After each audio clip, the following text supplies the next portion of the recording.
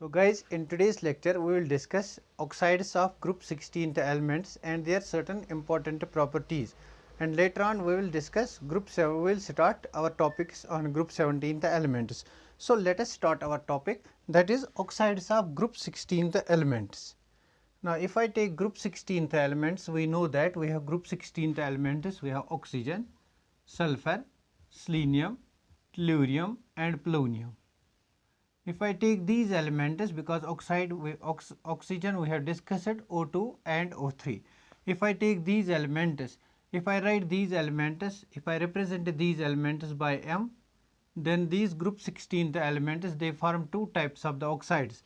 If I write the element of group 16 element by M, where M is sulfur, it may be selenium, tellurium or polonium.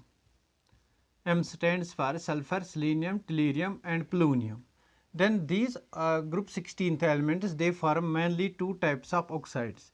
They form oxides of the type MO2 and they form oxides of the type MO3. They form two types of the oxides, MO2 and MO3. For example, sulfur forms sulfur dioxide, selenium forms selenium dioxide, tellurium will form tellurium dioxide and polonium will form polonium dioxide. Let us discuss first the dioxides. Let us discuss certain important properties of these dioxides. So what we have stated, group 16 elements, sulfur to polonium, they form two types of oxides. Oxides of the type MO2, mainly they form two types of oxides, oxides of the type MO2 and oxides of the type MO3. Where M stands for group 16th element and M represents group 16th element. So we have SO2, SeO2, TeO2 and POO2, means we have sulfur dioxide, selenium dioxide, tellurium dioxide and polonium dioxide. Now let us discuss first these dioxides. So we have sulfur dioxide SO2 and selenium dioxide SeO2. अगर हम इन दोनों की बात करेंगे, sulphur dioxide और selenium dioxide की, these two dioxides they are acidic in nature. These two dioxides they are acidic. Number first point is these two selenium and sulfur dioxide they are acidic in nature. They are acidic in nature. They are acidic in nature. Number second, they are water soluble. Soluble in water. They are water soluble. They are water soluble. They are acidic and water soluble. By acidic I mean that they should react with water, they form acids. For example, we have SO2, it reacts with water, it forms H2SO3, H2SO3. This is called sulfurous acid. We have already discussed it. This is called sulfurous acid. Sulfurous acid. Similarly, selenium dioxide can react with water because they are soluble in water. They react with water, it forms selenous acid, H2SeO3. This is selenous acid. Selenous acid. So our sulfur will form sulfurous acid and selenium will form selenous acid. And two more oxides, that is tellurium oxide TeO2 and polonium oxide POO2. These oxides they are amphoteric in nature. These oxides they are amphoteric. Amphoteric means they can act both as amphoteric in nature. They can act both as acids and bases. Amphoteric in nature. They are amphoteric in nature. Tellurium oxide and polonium oxide are amphoteric in nature. They are usually water insoluble. They are water insoluble. They are water insoluble. So we have seen that first two oxides, that sulfur and selenium dioxides, they are acidic in nature. They react with water, they form corresponding S acids. Sulfur forms sulfurous acid, selenium forms selenous acid. Tellurium and polonium they are amphoteric in nature, they are water insoluble. For example, if we see their reactions, means they act both acids and bases. Therefore our tellurium oxide must react with the base tellurium oxide TeO2, it reacts with the base NaOH.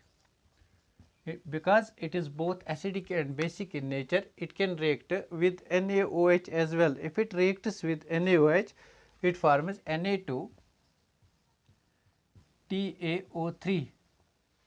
sodium tellurite. This is known as sodium tellurite. Sodium tellurite. This is known as sodium tellurite. This is very important compound. It is asked in the examination that if you treat tellurium oxide with sodium hydroxide, which of the following compounds is formed? Therefore, it is sodium tellurite which is formed over here. So, अगर हम इसको nitric acid के साथ treat करेंगे, TeO2 को अगर हम nitric acid के साथ ट्रीट करेंगे, HNO3 के साथ ट्रीट करेंगे, what we are going to get, हमें क्या मिलता है? TeO2 twice, we get TeO2 twice HNO3.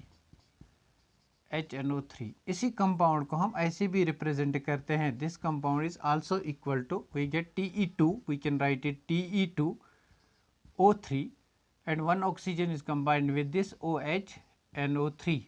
This compound is represented as this, means this compound is also represented as this. This is very important, it may be asked in competitive exams, that tellurium oxide on reaction with HNO3 forms which of the following compound. You will be given this option A, this as 1, this as 2. Then both first and second are formed because both represent the same compound. हमने क्या किया यहाँ पे, हमने TeO2 के दो molecules लिए, TeO2 और नाइट्रिक एसिड लिया HNO3.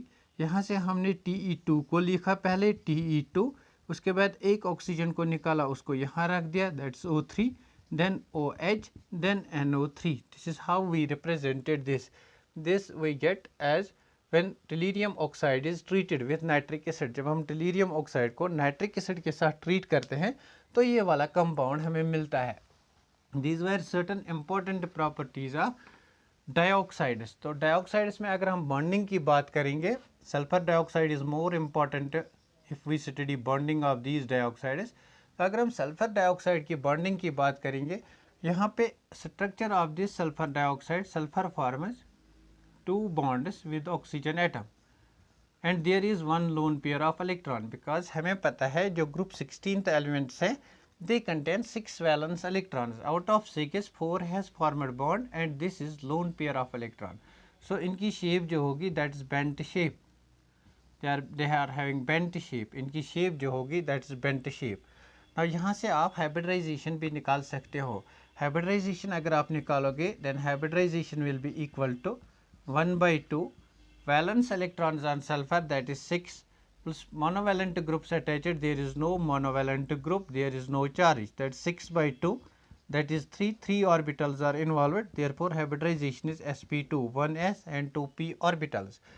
हमें पता है अगर hybridization sp2 होती है तो bond angle should have been 120, लेकिन इसका जो ये bond angle होता है, it is 119.5 degree, means it is near to 120 degree. That's why it is not perfectly planar molecule, it has a bent shape.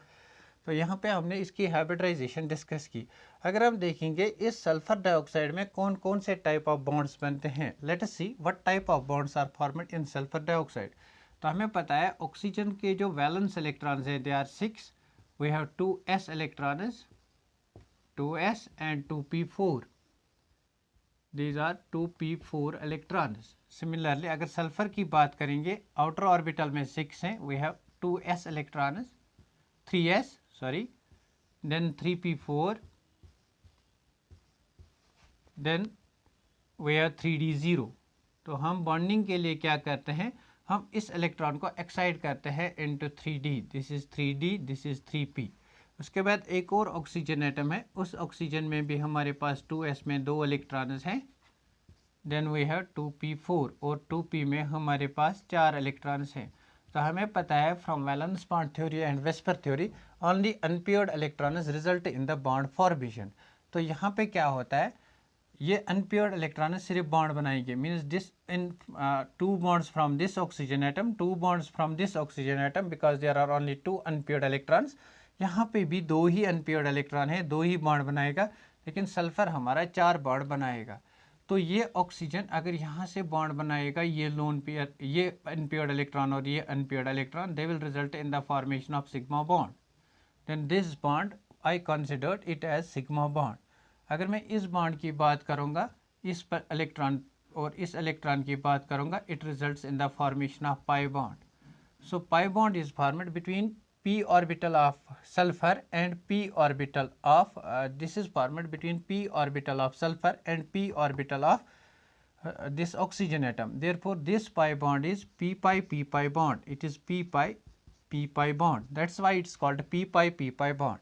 यहाँ पे भी एक d ऑर्बिटल में इलेक्ट्रॉन है. अगर ये p ऑर्बिटल के साथ ऑक्सीजन के p ऑर्बिटल के साथ बनाएगा बॉन्ड, ये unpaired electron from oxygen atom and one unpaired electron from 3d orbital of sulfur, they will form a bond. This is also pi bond, but ये वाला pi bond कहाँ से बनेगा? Between p pi orbital of oxygen and d pi orbital of sulfur. Therefore, it's called p pi d pi bond. तो यहाँ पे तीन types of bonds होते हैं. One is sigma bond, other is p pi bond and the third one is p pi d pi bond. तो अगर हम यहाँ पे सल्फर डाइऑक्साइड को रिप्रेजेंट करेंगे, फॉर एग्जाम्पल हम we will consider that this bond, this one is sigma bond and this pi bond is formed by p pi bonding. p pi bonding. यहाँ पे भी sigma bond एक बनता है, दूसरा bond that second bond that is formed by p pi d pi bonding. तो यहाँ पे इस तरह की बॉन्डिंग होती है in case of SO2. This is SO2 in gas phase. अगर SO2 इन सॉलिड फेज की बात करेंगे, then it exists as a polymeric structure. Polymeric structure means number of SO2 units they combine together, they will form chain like structure. So in polymeric structure it forms chains. वो हमें discuss नहीं करना है यहाँ पे. तो हमने यहाँ पे स्ट्रक्चर ऑफ डाइऑक्साइड्स को डिस्कस किया. डाइऑक्साइड्स की ट्रेंड्स देखी, डाइऑक्साइड्स में होता क्या है ना. अगर हम ट्राइऑक्साइड्स को डिस्कस करेंगे, ट्राइऑक्साइड्स, then these group 16th elements they form trioxides of the type MO3. means हमारे पास जो सल्फर है, sulphur trioxide of sulfur will be SO3 and selenium will form SeO3, tellurium will form TeO3, polonium will form POO3. these are the trioxides. So all these trioxides they are acidic in nature. All these trioxides are acidic in nature, means all these trioxides will react with water, they will form corresponding acids. This is very important. By acidic I mean that they will react with water, they will form corresponding acids. That is why this is very important. So these three are more important. Means I will treat this SO3 with water, I will get H2SO4, that is sulfuric acid. I had discussed structure of sulfuric acid. And I treat selenium trioxide with water, we get selenic acid, H2SeO4. this is called selenic acid. But the most important which will be asked in competitive exams, that is TeO3. this is most important. I star marked this because this is most important. If reaction of trioxide trioxide of group 16 is asked with water, it is TeO3 that will be asked in competitive exams. So we treat it with water, it will not form H2TeO4, it forms, we take this 3 times H6 Te, how many oxygen atoms? O6, H6TeO6, let me check it. H6TeO6, this is called telluric acid. This is very important. This is called telluric acid. So the compound formed upon treatment of TeO3 with water is H6TeO6, not H2TeO4. This is called a telluric acid. So telluric acid has the formula H6TeO6. Now अगर हम इन oxides की बात करेंगे, on moving from top to bottom, इन oxides का जो acidic nature है, all of them are acidic, but on moving from top to bottom इनका एसिडिक नेचर डिक्रीज होता है. देयरफॉर हम ये कहेंगे SO3 is more acidic than SeO3 which is more acidic than TeO3. This is acidic nature. ये हमारा acidic nature बन गया. यहाँ पे SO3 is more acidic than SeO3 than TeO3. अगर हमें एक ही एलिमेंट के डिफरेंट ऑक्साइड्स होंगे, for example we have SO sulfur oxide, SO2, sulfur dioxide, SO3, sulfur trioxide, and then we have to determine their acidic nature. Then acidic nature is determined on the basis of oxidation states. Oxidation states, यहाँ पे oxidation state +6 है, यहाँ पे +4 है, यहाँ पे +2 है. Greater the oxidation state more is acidic nature. Therefore this is the order of acidic nature of oxides of particular type of element. When we have to discuss the acidic nature of order of acidic nature of oxides of particular element, then the nature of acidic nature is determined on the basis of oxidation states. That's why this is more acidic compared to this. Now coming to the structure of SO3. SO3 के अगर structure की हम बात करेंगे तो SO3 की hybridisation में क्या होगा, 1/2 V plus M minus C plus A. This is the formula. V is the valence electrons on central atom. तो we know that group 16th elements के पास valence electrons कितने होते हैं, 6 electrons. You can remember it this. P blocks में, P block chemistry में, P block elements में अगर आपको valence electrons याद रखने हैं, that is group number -10. Group number -10. यहाँ पे ग्रुप नंबर क्या है, 16 - 10 that is 6. तो यहाँ पे जो वैलेंस इलेक्ट्रॉन्स हैं that is 6. Therefore 1/2 valence electrons is 6. तो M is the monovalent group but oxygen is a divalent group. Therefore M is 0. यहाँ पे कोई कैटाइन चार्ज नहीं है, पॉजिटिव चार्ज 0 नहीं, कोई भी पॉजिटिव चार्ज नहीं है, एनाइन चार्ज नहीं है, कोई भी नेगेटिव चार्ज नहीं है. Means 1/2 into 6 that is 3 orbitals are involved, that's sp2. सो यहाँ पे हाइब्रिडाइजेशन sp2 है, यहाँ पे हाइब्रिडाइजेशन sp2 है. sp2 hybridization means we have sulfur and we have this double bond O, we have double bond O and we have double bond O. This structure is trigonal planar structure because हम geometry को perfect shape बोलते हैं अगर उसमें कोई loan pair of electrons नहीं होगा. I think मैंने इसको वेस्पर थ्योरी में बहुत अच्छी तरह समझाया है. अगर कोई लोन पेयर ऑफ इलेक्ट्रॉन नहीं है तब क्या होता है, geometry and shape are same. In this case geometry and shape is same, it's trigonal planar और simply you can call it has a planar geometry, trigonal planar. तो यहाँ पे बॉन्ड एंगल क्या होता है, 120 degree. Bond angle will be 120 degree. This was discussion about oxides of group 16th elements. अब हम start करेंगे ग्रुप 17th एलिमेंट्स. अगर से कोई पूछेगा कि कॉम्पिटिटिव एग्जाम में पी ब्लॉक से किस ग्रुप से सबसे ज़्यादा क्वेश्चन आते हैं, they are group 13th and group 17th.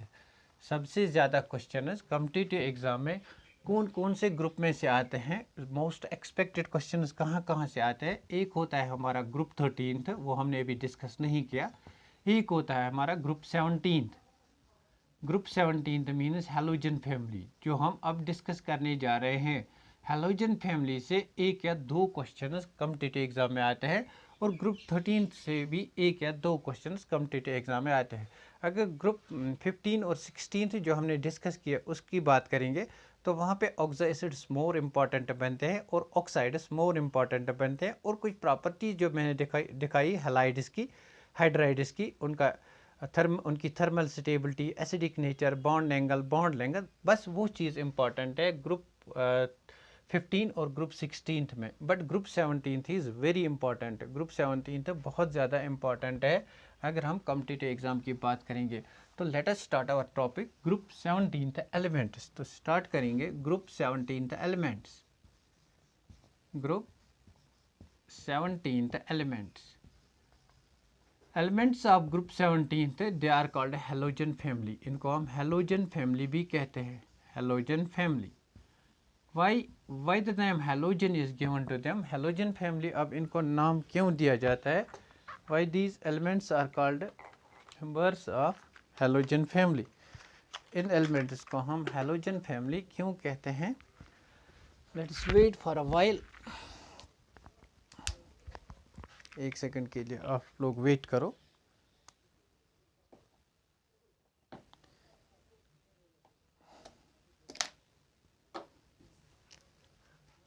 Halogen family को डिस्कस करेंगे. अब इन एलिमेंट्स को हैलोजन फैमिली क्यों कहा जाता है? Why elements of group 17th are called halogen family? Because usually ये सी वाटर में in the form of salts पाए जाते हैं. They are usually found, they are extracted from sea water where they exist in the form of halides. For example, sodium chloride, sodium bromide, they exist in the form of halides. That's why name halogen is given to them. Halogen family इसलिए कहा जाता है because they exist in the form of halides. They are extracted in the they occur in the form of halides in sea water. In sea water. तो अगर हम elements की बात करेंगे, यहाँ कौन कौन सा एलिमेंट होता है. First element is fluorine, chlorine, bromine, iodine and एस्टेटीन.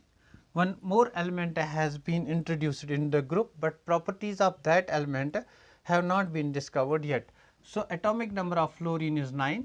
We add 8 to it, it becomes 17. Then add magic number 18, it becomes 35. Then add magic number 18, it becomes 53. Then add magic number 32, it becomes 85. So these are the atomic numbers. Then again add magic number 32, it becomes 117. So you can name this compound 117 unseptum. 1 for un, 1 for un and 7 for septum. It may be named as unseptum. But properties of this compounds, this element has not been deduced yet. Therefore, we will not discuss it over here, and we will not discuss astatine over here because it is radioactive in nature. So हम क्या यहाँ पे discuss करेंगे, fluorine, chlorine, bromine, iodine को. तो पहला part हमारा होता है electronic configuration. Now see group 17th elements में कितने वैलेंस इलेक्ट्रॉन्स होंगे. वैलेंस इलेक्ट्रॉन्स की अगर बात करेंगे that will be equal to group number -7.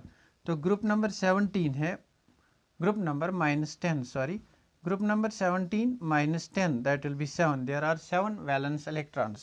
These electrons are in ns and np orbital. तो ns में कितने electrons होते हैं, 2 electrons. Therefore it will be ns2 and np5. This is the general electronic configuration. Let us see. In case of fluorine, atomic number is 9, 1s2, 2s2, 2p5. This is the valence shell. This is ns2 np5. ns2 np5 means in this case we will have 3s2 3p5, and in this case we will have 4s2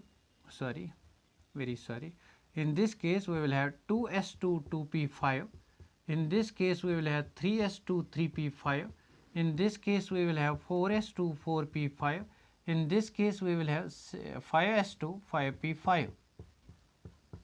And in this case in astatine we will have 6s2 6p5. This is the general electronic configuration. अब क्या करना है, noble gas configuration लगानी है. First noble gas helium, then we have argon, then we have krypton, then we have xenon, then we have radon. These are the noble gases. अब हमें पता है जो हमारा थर्ड वाला नोबल गैस होता है उसमें 3d ऑर्बिटल्स भी इन्वॉल्व होते हैं. यहाँ पे 4d ऑर्बिटल्स इन्वॉल्व होंगे, यहाँ पे 4f orbitals and 5d orbitals involve होंगी. So this is the electronic configuration of group 17th elements. हमने यहाँ पे इनकी इलेक्ट्रॉनिक कॉन्फ़िगरेशन डिस्कस की. इलेक्ट्रॉनिक कॉन्फ़िगरेशन में हम जनरल इलेक्ट्रॉनिक कॉन्फ़िगरेशन याद रखेंगे. What is general electronic configuration? It is noble gas ns2 np5. तो general electronic configuration is ns2 np5 means there are 7 valence electrons. 7 valence electrons means they need 1 electron to attain their octet, to stabilize themselves. That means to follow octet rule. Means they will be highly reactive. These elements will be highly reactive in nature. तो discuss करते हैं इनकी important properties. यहाँ पे कुछ physical properties भी हमें discuss करनी पड़ेंगी बिकॉज इनमें बहुत ज़्यादा एक्सेप्शंस पाए जाते हैं. That's why this group becomes more important for competitive exam. तो फिजिकल प्रॉपर्टीज़ की अगर बात करेंगे, first is physical state. Physical state means whether these elements exist in solid state, liquid state or in gaseous state. Physical state.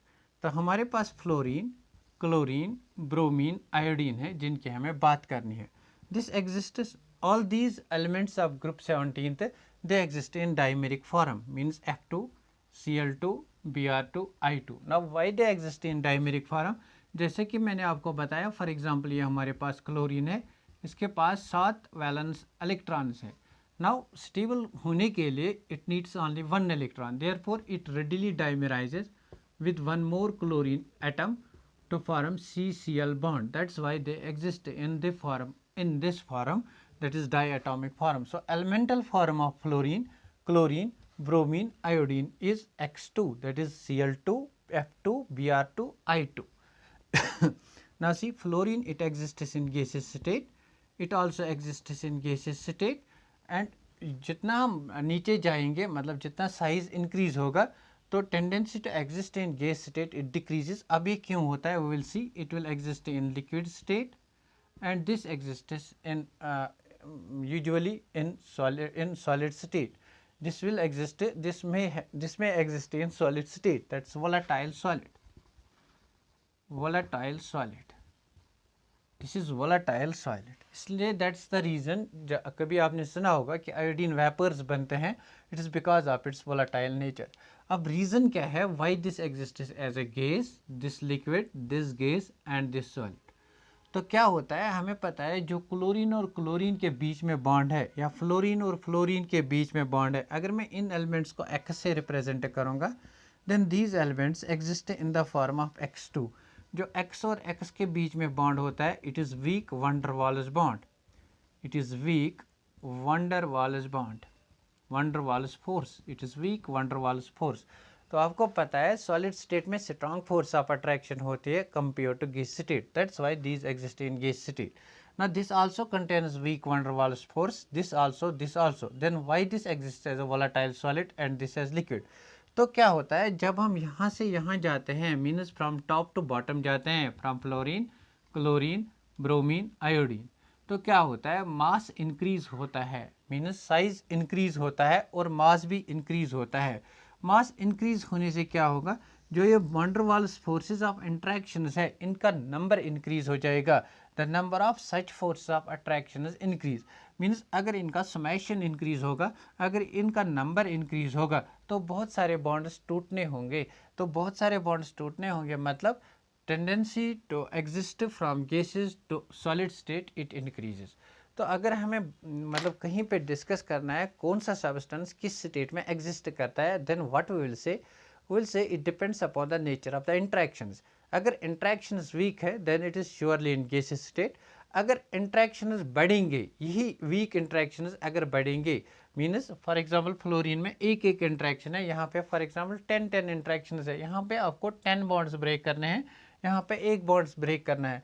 10 bonds break करने में ज़्यादा energy लगेगी, that's why it exists as a volatile solid. Means that nature of the physical state of any element, it depends upon the nature of the interactions that holds those atoms together.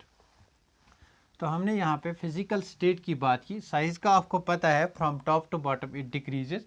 मैं most important जो property है उन्हीं को डिस्कस करूँगा. Number second important property is bond dissociation energy. This is very important. Bond dissociation energy, this is very important. कभी अगर exam देने जाओगे कॉम्पिटिटिव एग्ज़ाम, तो ये वाला ऑर्डर आप भूलना मत. बॉन्ड डिसोसिएशन एनर्जी हमें बताना है, फ्लोरीन, क्लोरीन, ब्रोमीन, आयोडीन, इनकी बॉन्ड डिसोसिएशन एनर्जी की ऑर्डर क्या है. वीडियो को पॉज करो और इस क्वेश्चन का सोल्यूशन ढूंढो. What is the order of bond dissociation energy. तासी वीडियो को पॉज करना, फिर इस क्वेश्चन का खुद ही से अपना सोल्यूशन देना. उसके बाद आप यहाँ से रीज़न देखना क्या रीज़न हो सकता है. तो क्या ऑर्डर होगा, अगर हम डायरेक्टली सोचेंगे तो हम सोचेंगे ये कि फ्लोरीन की बॉन्ड डिसोसिएशन एनर्जी ज़्यादा होगी compare to chlorine, compare to bromine, compare to iodine. Bond dissociation energy means जो FF बॉन्ड है, जो CL बॉन्ड है, जो हमारा BR बॉन्ड है, और जो हमारा I बॉन्ड है, इस बॉन्ड को ब्रेक करने के लिए कितनी अमाउंट ऑफ एनर्जी लगेगी, कितनी अमाउंट ऑफ एनर्जी लगेगी, how much amount of energy is required to break a particular type of bond, that's called bond dissociation energy. और इसी को हम बॉन्ड फॉर्मेशन एनर्जी के इन्वर्स में भी डिफाइन करेंगे. कितनी अमाउंट ऑफ एनर्जी निकलेगी जब हम दो फ्लोरीन एटम्स को आपस में मिला के F2 बनाएंगे, that will be called bond formation energy. Now see bond dissociation energy का ऑर्डर अगर वहाँ पे देखना है, तो हमें पहली नज़र से ये लगेगा कि फ्लोरीन की बॉन्ड डेसिशन एनर्जी ज़्यादा होनी चाहिए compare to chlorine, compare to bromine, compare to iodine. क्यों? हम देखेंगे कि जो फ्लोरीन है इनका साइज स्मॉल है, इनके बीच में जो बॉन्ड होगा वो स्ट्रांग होगा। बट अगर हम इस तरह से सोचते हैं तो बहुत ही गलत सोचते हैं। अगर हम इस तरह से सोचते हैं तो बहुत ही, अगर हम यहाँ पे इस तरह से सोचते हैं तो बहुत ही गलत सोचते हैं। तो ऑर्डर क्या होता है, पहले मैं इनकी एनर्जी लिखूंगा, वैल्यूज़ लिखूंगा, सो दैट आपको याद रहेगा। So the energy values are bond dissociation energy 158, 242, 192। So इसकी बॉन्ड डेसिशन एनर्जी है 158, 192, 242 और इसकी है 151 किलो जूल्स पर मोल। तो यहाँ से हम देखते हैं कि bond dissociation energy of bromine, order जो बनता है ब्रोमीन की सबसे ज़्यादा है, उसके बाद bond dissociation energy of chlorine, उसके बाद bond dissociation energy of fluorine, उसके बाद bond dissociation energy of iodine. That's why this order you should remember it, it's very important. अब हम एक्सप्लेन करेंगे what is the reason of this order, ये order क्यों आता है। पहले आपको ये ऑर्डर याद रखना है। क्यों याद रखना है? Because this is very important. हम अगर सोचेंगे तो फ्लोरीन की ज़्यादा सोचेंगे, that's why this becomes important. जहाँ पे आपकी सोच को उल्टा किया जाता है वही क्वेश्चन कॉम्पिटिटिव एग्जाम्स में पूछे जाते हैं। Bromine has high bond dissociation energy than chlorine, then fluorine, then iodine. So this is the order. अब हम इस ऑर्डर को एक्सप्लेन करेंगे। फ्लोरीन की F2 मॉलिक्यूल की बॉन्ड डेसिशन एनर्जी कम क्यों है। नाउ सी, यहाँ पे FFB के बीच में जो बॉन्ड होना चाहिए वो ज़्यादा स्ट्रांग होना चाहिए, ये बॉन्ड ज़्यादा स्ट्रांग होना चाहिए। Number first, fluorine is most electronegative element. Number second, इनका साइज स्मॉल होता है इसलिए बॉन्ड स्ट्रांग होना चाहिए। बट होता क्या है, ये जो फ्लोरीन है, फ्लोरीन में ये जो इलेक्ट्रॉन्स प्रेजेंट हैं, these lone pair of electrons, they are present on 2p orbital. अभी हमने देखा इसकी कॉन्फ़िगरेशन 2s2p है, this is 2p। These lone pair of electrons, it is having 2s2, 2p5, 2s2, 2p5। ये जो लोन पेयर ऑफ इलेक्ट्रॉन्स हैं ये 2p orbital में प्रेजेंट है, 2s एंड 2p। अगर हम क्लोरीन की बात करेंगे तो क्लोरीन में क्या होगा, यहाँ पे 3s 3p और यहाँ पे 3s 3p में ये लोन पेयर ऑफ इलेक्ट्रॉन्स हैं। बात को समझना थोड़ा बहुत ही इम्पॉर्टेंट है। अगर हम ब्रोमीन की बात करेंगे, यहाँ पे इलेक्ट्रॉन्स किस में होंगे, these will be present in 4s 4p, ns np, that is 4s 4p। और अगर आयोडीन की बात करेंगे, these will be present in 5s 5p। तो सी, यहाँ पे जो साइज है फ्लोरीन का that is small. Because of this small size, ये जो लोन पेयर यहाँ पे रिपल्शन होगी, दैट इज ग्रेट। यहाँ पे लोन पेयर रिपल्शन ज़्यादा होती है। कोल्सन ने ये एक्सप्लेनेशन दी है, this explanation was given by Coulson. तो यहाँ पे क्या होता है, बॉन्ड स्ट्रांग होना चाहिए, बट क्या होता है, बिकॉज 2p ऑर्बिटल्स का साइज स्मॉल होता है इसलिए ये फ्लोरीन दो एटम्स आपस में साथ साथ है, but they contain loan pair of electrons. इस लोन पेयर और इस लोन पेयर का रिपल्शन होता है, इस लोन पेयर और इस लोन पेयर का रिपल्शन होता है। अगर रिपल्शन होगा तो फ्लोरीन दो एटम्स जो होंगे वो आपस में दूर दूर चले जाएंगे। Because of that distance between these two fluorine atoms increases, means bond length increases. अगर बॉन्ड लेंथ इंक्रीज हो गई तो बॉन्ड स्ट्रेंथ वीक होगी, बॉन्ड स्ट्रेंथ वीक हो गई तो कम एनर्जी लगेगी। That's why F2 has less bond dissociation energy compare to Cl2। Cl2 में ये वाला रिपल्शन जो होगा ये कम होगा कंपेयर टू फ्लोरीन। क्यों? बिकॉज Cl2 में हमारे पास ये जो इलेक्ट्रॉन्स हैं, these are present in 3p orbital. तो 3p ऑर्बिटल का साइज बड़ा होता है compare to 2p orbital. Bromine में क्या है, electrons are present in 4p orbital. 4p orbital का साइज और बड़ा होता है, इसलिए यहाँ पे लेस रिपल्शन होगी, यहाँ पे लेस रिपल्शन होगी, यहाँ पे मोर रिपल्शन होगी। Because of that less repulsion bromine की एनर्जी, डेसिशन एनर्जी बढ़ जाती है क्योंकि बॉन्ड स्ट्रांग बन जाता है, then chlorine, then fluorine.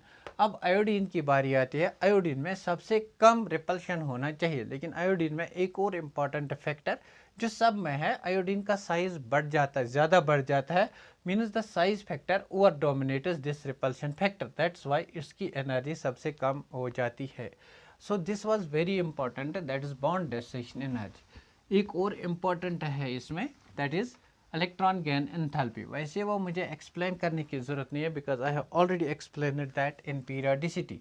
Number third is electron gain enthalpy. Electron gain enthalpy, तो खुद से आप सब सोचो क्या ऑर्डर होना चाहिए, फ्लोरीन, क्लोरीन, ब्रोमीन, आयोडीन में what should be the order of electron gain enthalpy. What's electron gain enthalpy? It's the tendency of atom to accept the electron. It is the tendency of an isolated gaseous atom to accept an electron to form gaseous anion. To form gaseous anion. This is electron gain enthalpy. तो यहाँ पे electron gain enthalpy का order क्या होता है? Chlorine का ज़्यादा होता है compare to fluorine, so the order is fluorine का ज़्यादा होना चाहिए, but again the size factor comes into play, repulsion factor comes into play. Therefore chlorine का ज़्यादा इलेक्ट्रॉन, क्लोरीन की इलेक्ट्रॉन गेन एफिनिटी ज़्यादा है than fluorine, which is less than, which is more than bromine, which is more than iodine. अगर आपने periodicity पढ़ी है मेरे से तो वहाँ से इसकी एक्सप्लेनेशन को देखना, वाई दिस ऑर्डर इज। तो this order I have discussed already but this is very important, usually it is asked in competitive exams. सो यहाँ पे मैंने दो ऑर्डर आपको बताए जो वो बोर्ड एग्जाम्स, जो कॉम्पिटिटिव एग्जाम्स में यूजुअली पूछे जाते हैं ना। Number third is colour, number fourth is colour. This is the fourth important point, colour. तो कलर बेसिकली कहाँ से आता है, थोड़ा इस कलर को हम डेप्थ में एक्सप्लेन करेंगे पहले, फिर आप खुद ही समझोगे कलर कहाँ से आता है। कलर जो होता है ये हम कलर व्हील से एक्सप्लेन करते हैं, दिस इज़ कलर व्हील। तो कलर व्हील क्या होता है? इट इज़ नथिंग, एक हम व्हील बनाते हैं, इस व्हील में हम V, B, G, Y, O, R लिखते हैं, आई को छोड़ के, विबग्यार में आई को छोड़ के V, B, G, Y, O, R लिखते हैं। तो यहाँ पे कलर कैसे आता है किसी भी कंपाउंड में? कलर जो होता है it depends upon the nature of the light absorbed, nature of light absorbed. Light रे मीन्स यहाँ से विजिबल रे एब्जॉर्ब करेगी, या ब्लू या ग्रीन या violet, these are different types of rays of electromagnetic spectrum. तो nature of this ray, it is nature of light absorbed. तो कौन सी लाइट एब्जॉर्ब होती है? तो जो लाइट एब्जॉर्ब होती है उसका कम्प्लीमेंट्री कलर आता है। फॉर एग्जांपल अगर हमारा कंपाउंड, अगर हमारा एलिमेंट वायलेट लाइट को एब्जॉर्ब करेगा, that will appear yellow in colour, that will appear yellow in colour. For example fluorine जो है, फ्लोरीन एब्जॉर्ब करता है कौन सी light? Fluorine absorbs violet light, that's why fluorine appears yellow in colour, therefore colour of fluorine is yellow. तो similarly आप यहाँ से भी याद रख सकते हो, this is chlorine, chlorine absorbs blue light, that's why it appears orange in colour. Similarly, our bromine, bromine absorbs green light, it appears reddish in color, reddish brown भी इसको कहते हैं। सिमिलरली हमारे पास आयोडीन है, आयोडीन जो है, iodine absorbs yellow light, that's why it appears violet in colour. So यहाँ पे आप कलर को ऐसे याद कर सकते हो। लेकिन ये कलर क्यों आता है? आखिर इसमें क्या होता है कि ये कलर आता है? तो कलर आता है because of electronic transition. Electronic transition कैसे होते हैं? सी हमारे पास क्या क्या ऑर्बिटल्स होते हैं? सिग्मा इलेक्ट्रॉन्स होते हैं, हमारे पास और कौन से इलेक्ट्रॉन्स होते हैं? Pi electrons, non bonding electrons that is loan pair of electrons, और कौन से ऑर्बिटल्स होंगे? पाई स्टार ऑर्बिटल्स, और कौन से ऑर्बिटल्स होंगे? Sigma star orbitals. तो अगर हम हेलोजन की बात करेंगे, हेलोजन में इनमें से कौन से इलेक्ट्रॉन्स हमारे पास हैं? वहाँ पे नॉन बॉन्डिंग इलेक्ट्रॉन्स हैं। Halogen for example we have X, हमें पता है इसमें नॉन बॉन्डिंग इलेक्ट्रॉन्स हैं, these are lone pair of electrons. तो ये इलेक्ट्रॉन्स यहाँ पे होंगे, these electrons they are present over here, 3 non bonding pairs of electrons they are present over here. इन इलेक्ट्रॉन्स की ट्रांजिशन होती है।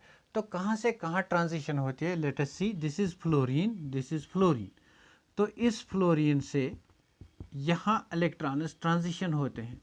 ट्रांजिशन होने के बाद फ्लोरीन में कौन सा बॉन्ड बनता है? Sigma bond. अगर सिग्मा बॉन्ड बनता है तो ये इलेक्ट्रॉन सिग्मा स्टार ऑर्बिटल में जाएंगे। So the colour is because of the transition of electrons from non bonding orbital to sigma star orbital. So the color is because of transition of electrons from non-bonding orbital to sigma star orbital, not pi star orbital. For example अगर हम ketones की बात करेंगे, यहाँ पे थोड़ा मैं divert जाऊँगा इस टॉपिक से, I have slightly deviation from this topic. अगर मैं कीटोन्स की बात करूँगा, फॉर एग्जांपल हमारे पास CH3 C double bond O है, तो C यहाँ पे क्या होता है, यहाँ पे एक सिग्मा बॉन्ड भी है और नॉन बॉन्डिंग इलेक्ट्रॉन्स भी हैं, पाई बॉन्ड भी है। अगर हम कीटोन की बात करेंगे, यहाँ पे पाई इलेक्ट्रॉन्स हैं, दीज पाई इलेक्ट्रॉन्स आर यहाँ पे पाई इलेक्ट्रॉन्स हैं और यहाँ पे नॉन बॉन्डिंग इलेक्ट्रॉन्स हैं। these pi electrons they are shifted to pi star orbital, that's why pi bond is formed। तो इनमें कलर अगर आता है that is because of pi to pi star transition। तो this is the funda of transition। ये transition का फंडा ये है। कलर मतलब आपको अब याद नहीं रखना है, आपको कलर व्हील याद रखना है। एक बार फिर रिपीट करूँगा, दिस इज़ कलर व्हील। इस कलर व्हील में आपको विब गायर लिखना है VBGYOR। तो हमारा फ्लोरीन इस लाइट को एब्जॉर्ब करता है, क्लोरीन इस लाइट को एब्जॉर्ब करता है, ब्रोमीन इस लाइट को, एंड आयोडीन इस लाइट को एब्जॉर्ब करता है। अगर ये लाइट एब्जॉर्ब करता है, इसका कंप्लीमेंट्री कलर आता है, that's why fluorine appears violet. ये ब्लू को एब्जॉर्ब करता है, इट अपीयर्स ऑरेंज। ये ग्रीन को एब्जॉर्ब करता है, इट अपीयर्स रेडिश। और ये येलो को एब्जॉर्ब करता है, it appears violet, this appears violet. तो this is very important. Questions are asked on colour. आपको कहीं भी क्वेश्चन पूछा जाएगा, इफ आयोडीन एब्जॉर्ब्स या the violet colour of iodine is because it absorbs yellow light in the electromagnetic spectrum, it absorbs violet light, blue light, green light. So this is the reason. तो कहीं पे किताब में इसका, आपकी book में chlorine का कलर जो मैंने ऑरेंज कहा, उसमें येलो ग्रीन भी लिखा है, उसमें येलो ग्रीन भी लिखा है, येलो ग्रीन। तो वो क्यों लिखा है? It may not be absorbing appropriate wavelength of blue region, that's why it appears yellow green.